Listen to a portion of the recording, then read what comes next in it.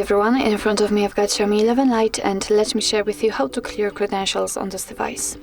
So first of all, let's enter the settings, and now let's scroll down to find passwords and security. Now let's scroll down to the privacy and find encryption and credentials. And as you can see at the very bottom of the list, we've got clear credentials option, so all we have to do right now is to simply tap on it. Your device will ask you if you really want to remove all the content, so tap on OK. If you've got a pattern or a pin, then enter to confirm the whole step. And as you can see, we've got the information, so it means that the credential storage has been erased successfully. So actually, this is it. This is how to remove credentials in your Xiaomi 11 Lite. Thank you so much for watching. I hope that this video was helpful, and if it was, please hit the subscribe button and leave the thumbs up.